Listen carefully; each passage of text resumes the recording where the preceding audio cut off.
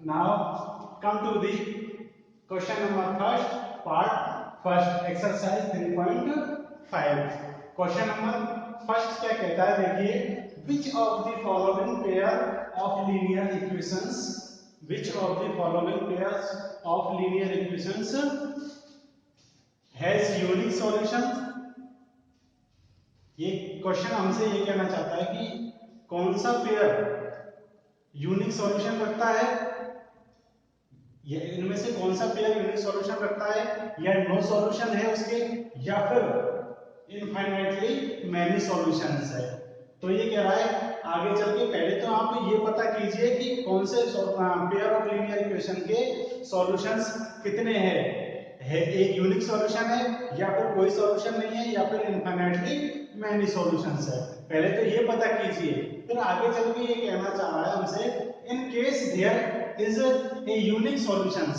आगे ये कह रहा है कि यदि कौन सा केस है, यूनिक सॉल्यूशन का केस है, तो फिर find it by using cross multiplication method. तो फिर उस सॉल्यूशंस को कौन से मेथड से सॉल्व कीजिए, फाइंड आउट कीजिए क्रॉस मल्टीप्लिकेशन मेथड से. तो सबसे पहले तो स्टूडेंट्स हमको ये पता करना पड़ेगा कि इस पेयर ऑफ लीनियर इक्वेशन के सॉल्यूशन कितने हैं, हैवी है या नहीं भी है. तो चलिए इसका मेथड हम ऑलरेडी पिछले वीडियोस में देख चुके हैं किस तरीके से करते हैं. दोनों पेयर ऑफ लीनियर इक्वेशंस के रेशोज को कंपेयर करके. अब कंपेयर करने से पहले सबसे पहले क्या कीजिए, आप इक्वेशन को जनरल फॉर्म में चेंज कर लीजिए. दोनों इक्वेशंस को जनरल फॉर्म में चेंज कर लीजिए. तो जनरल फॉर्म में ये ऑलरेडी गिवन है. चलिए हम इनको एक बार और लिख लेते हैं सॉल्यूशंस के अंदर. x minus 3y minus 3 is equal to 0, यह इक्वेशन फर्स्ट, और 3x minus 9y minus 2 is equal to 0. ठीक है स्टूडेंट्स, आपको पता होगा तीनों कंडीशंस आपको पता होनी चाहिए. यूनिक सॉल्यूशन की कंडीशन क्या होती है, a1/a2 is not equal to b1/b2, और नो सॉल्यूशन की कंडीशन क्या होती है, a1/a2 is equal to b1/b2 is not equal to c1/c2. And infinitely many solution की कंडीशन क्या होती है, a1/a2 is equal to b1/b2 is equal to c1/c2. तो चलिए इसके अंदर कौन सी कंडीशन फॉलो होती है उसके बारे में एक बार हम चेक करते हैं. तो डायरेक्ट निकाल लेते हैं हम. नाउ a1/a2 की वैल्यू कितनी आती है, देखिए डायरेक्ट ही निकाल रहे हैं हम लोग. अब काफी सीख चुके हैं हम इस चैप्टर के बारे में. तो a1 की वैल्यू आपको पता है यह होती है, इसके आगे कुछ भी नहीं है तो कितना है, 1 है. तो a1 की वैल्यू 1, a2 की वैल्यू कितनी है, 3. विद साइन लेना है ना, ये आगे सॉल्व नहीं हो रहा है तो ये यही रहेगा. b1/b2 की वैल्यू कितनी आती है, b1 की वैल्यू कितनी है, माइनस का 9, और b2 की वैल्यू कितनी है, माइनस का b1 की वैल्यू कितनी है, माइनस का 3. ठीक है, और b2 की वैल्यू कितनी है, माइनस का 9. आपको पता है ये माइनस से माइनस कैंसिल हो जाएगा और 3 से 9 कैंसिल हो जाएगा. तो कितना आएगा, 3 1 जा 3 और 3 3 जा 9. माइनस से माइनस कैंसिल हो जाएगा तो क्या बचेगा, 1/3. इट मींस अभी तक क्या सिचुएशन हमारे पास सामने आई है कि a1/a2 और b1/b2 की वैल्यू कैसी है, सेम है. जब दोनों की वैल्यू सेम आए तो फिर थर्ड जो रेशो है उसको भी चेक करने की जरूरत होती है. And c1/c2 is equal to कितना आता है, c1/c2 की, c1 की वैल्यू -3, c2 की वैल्यू -2. इसको आगे सॉल्व करें अपन तो कितना आ जाएगा, माइनस से माइनस कैंसिल, कितना आ जाएगा, 3/2. ठीक है, अब कैसी सिचुएशन है, a1/a2 और b1/b2 की वैल्यू इक्वल है लेकिन c1/c2 की वैल्यू इक्वल नहीं है. तो यह कंडीशन देखिए, since a1/a2 is equal to b1/b2 is not equal to c1/c2. तो फिर यह कंडीशन तो किसकी होती है, नो सॉल्यूशन की कंडीशन होती है. तो जब कोई सॉल्यूशन ही नहीं होगा तो अपन कैसे निकालेंगे, तो फिर हम लिख देंगे so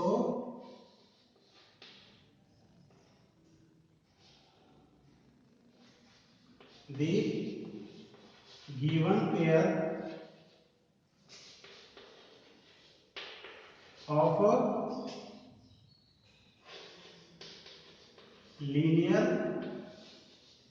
equation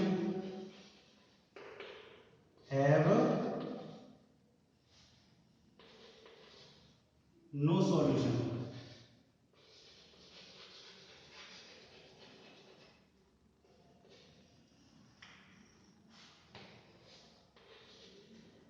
So the given pair of linear equation has no solution, उसका कोई सॉल्यूशन नहीं होगा। जो गिवन पेयर है उसका कोई सॉल्यूशन नहीं होगा।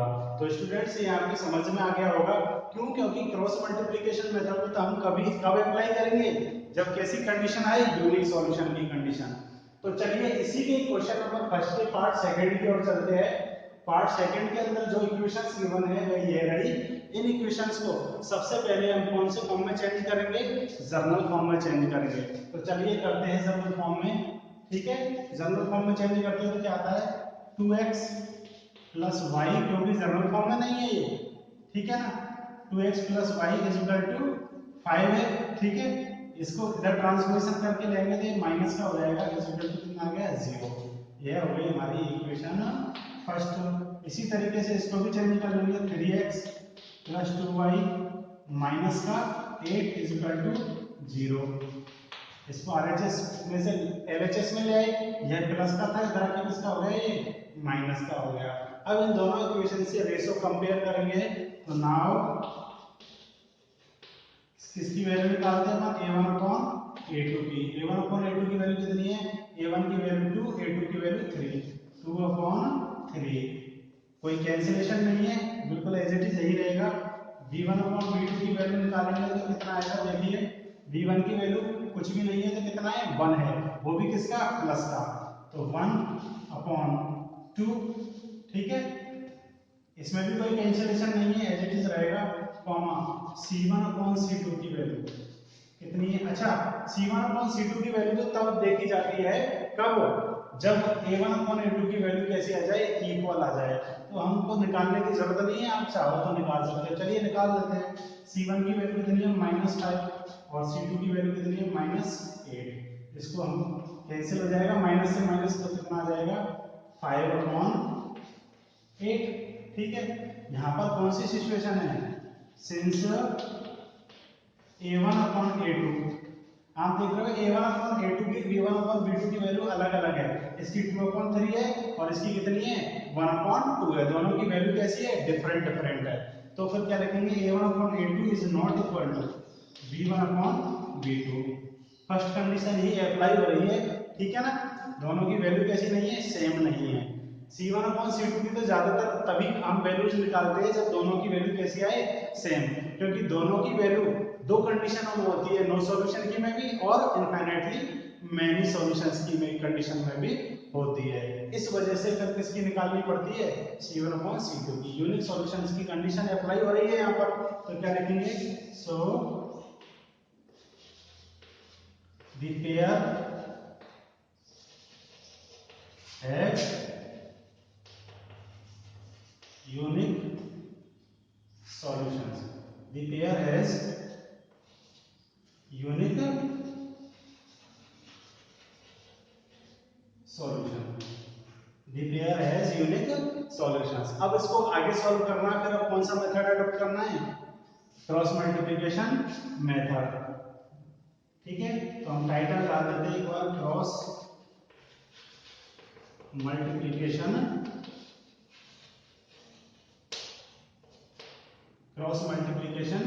मेथड,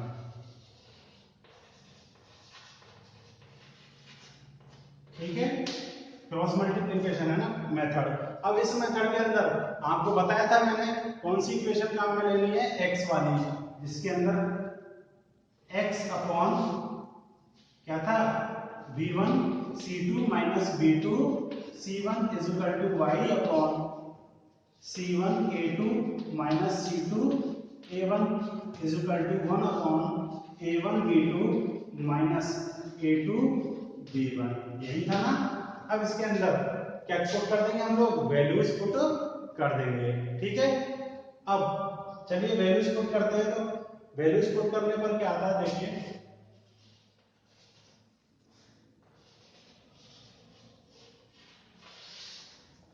वैल्यूज पुट कर देते हैं x अपॉन, ठीक है, x अपॉन v1 की वैल्यू कितनी है, डायरेक्ट पुट करेंगे हम लोग, है ना। v1 की वैल्यू कितनी है, आप यहां से देख लीजिए, v1 की वैल्यू कितनी है 2, वो सॉरी 1, तो 1 इंटू ब्रैकेट में बंद कर लीजिए, c2 की वैल्यू कितनी है, c2 की वैल्यू कितनी है -8, ब्रैकेट बंद, फिर बीच में किसका साइन है, माइनस का, फिर v2 की वैल्यू कितनी है हमारी 2 इंटू c1 की वैल्यू कितनी है -5, ठीक है, -5 नॉट 5, कौन सी है, -5 is equal to y upon c1 की वैल्यू कितनी है -5 इंटू a2 की वैल्यू कितनी है 3 माइनस c2 की वैल्यू कितनी है -8 इंटू a1 की वैल्यू कितनी है 2, ठीक, is equal to 1 upon a1 और b2 की वैल्यू कितनी है, a1 की वैल्यू है 2 इंटू b2 की वैल्यू कितनी है 2 माइनस a1 की वैल्यू 2, b2 की वैल्यू 2, ठीक है। अब a2 की वैल्यू कितनी है 3 इंटू, उसके बाद में किसकी वैल्यू आएगी, b1 की वैल्यू कितनी है 1। इन वैल्यूज को पुट करते टाइम आप बहुत ही केयरफुली पुट करना, अदरवाइज एक भी वैल्यू यदि आपकी रॉन्ग पुट हो गई तो फिर आपका पूरा सॉल्यूशन क्या हो जाएगा, रॉन्ग हो जाएगा। तो चलिए इसको आगे सॉल्व करते हैं। x अपॉन कितना आ जाएगा, 1 इंटू 8 कितना आ जाएगा, 1, ये प्लस का है ये माइनस का है, तो माइनस का कितना आ जाएगा हमारे पास में 8, ठीक है, बीच में किसका साइन है, माइनस का है, यह लगा दिया, ठीक है। अब माइनस के 5 और प्लस का 2 दोनों का डिफरेंट साइन है, तो माइनस के कितना आएंगे 10, ठीक है ना, और एक माइनस ऑलरेडी है, माइनस ऑलरेडी है और एक माइनस किसका आएगा, मींस ये ऐसी सिचुएशन आएगी, ऐसी सिचुएशन ही आएगी ना। अब यहाँ पर कितने साइन हो गए, ये डबल साइन हो गए, ठीक है ना, और दोनों साइन कैसे है, सेम साइन में, तो दोनों को मल्टीप्लाई करेंगे माइनस और माइनस को, तो सेम साइन को जब मल्टीप्लाई किया जाता है तो किसका साइन आ जाता है, प्लस का साइन आ जाता है, ठीक है। आगे चले, is equal to y upon -5 into 3, minus का कितना आ जाएगा 15, बीच में किसका साइन है फिर ये माइनस का, ठीक है, फिर अगेन माइनस का 8 और 2 मल्टीप्लाई होके माइनस के कितना आएंगे 16, ये आ गए चलो 16, लेकिन आप जानते हैं कि डबल साइन कभी भी एक साथ नहीं आते, और यदि दोनों साइन सेम है तो उनका जो मल्टीप्लिकेशन है वो हमेशा किसका साइन आता है, प्लस का आता है, तो किसका आ जाएगा, ये प्लस का साइन आ जाएगा, ठीक है। आगे चले, 1 अपॉन 2 इंटू 2 कितना हो गया 4, बीच में माइनस का साइन है, ये आ गया, 3 इंटू 1 कितना आएगा 3, ठीक है। आगे सॉल्व कर लेंगे, चलो इसी को ही, x अपॉन प्लस के 10 है माइनस के 2 है, वो माइनस के 8 है, प्लस के 10 में से 8 सब्ट्रैक्ट हो जाएगा तो प्लस के कितने हो जाएंगे 2, ठीक, is equal to y upon plus के 16 और माइनस का 15, 16 में से माइनस 15 हो जाएंगे तो कितना बचेगा 1, is equal to 1 upon 4 minus 3 कितना आ जाएगा 1। यह हो गया हमारा फर्स्ट, यह हो गया हमारा सेकंड और यह हो गया हमारा थर्ड, ठीक है, क्लियर है। अब फर्स्ट और थर्ड को टेक करेंगे, उसके बाद में सेकंड और थर्ड को, तो now taking first and third, first and third, तो फर्स्ट क्या है x upon 2 is equal to, third क्या है 1, ठीक है ना, 1 अपॉन 1 को क्या लिख सकते हैं 1, चलो लिख लीजिए इसे, है ना। आगे चलते हैं, x की वैल्यू निकालने के लिए, x ये 2 डिवाइड में है, इसमें चले जाएगा मल्टीप्लाई में, और ये 1 अपॉन जो 1 है, यह इसका मतलब क्या होता है, केवल 1 होता है, तो 2 1 से क्या हो जाएगा, रह जाके मल्टीप्लाई हो जाएगा, तो x की वैल्यू हो जाएगी हमारे पास में 2, x की वैल्यू कितनी हो जाएगी 2। अब इसी तरीके से now taking second and third, इसको टेक करेंगे हम सेकेंड और थर्ड को। तो चलिए करते हैं y upon 1 is equal to कितना है 1 अपॉन 1। ठीक है, इस 1 को कोई मतलब नहीं होता, इस 1 का भी कोई मतलब नहीं है, इस 1 का भी कोई मतलब नहीं है, तो इसको क्या लिख सकते हैं हम y की वैल्यू कितनी आ जाएगी, केवल 1 ही आ जाएगी। तो स्टूडेंट्स नाउ इसके जो सॉल्यूशन होंगे वो क्या होंगे, सो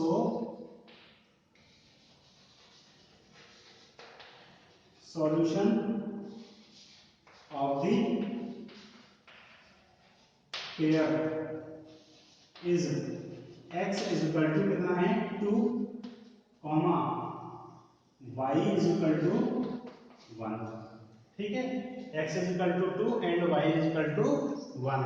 तो स्टूडेंट्स आप लोगों के शायद समझ में आ गया होगा मैं जो समझाना चाह रहा था, तो आप लोग इसका एक बार स्क्रीनशॉट ले सकते हो।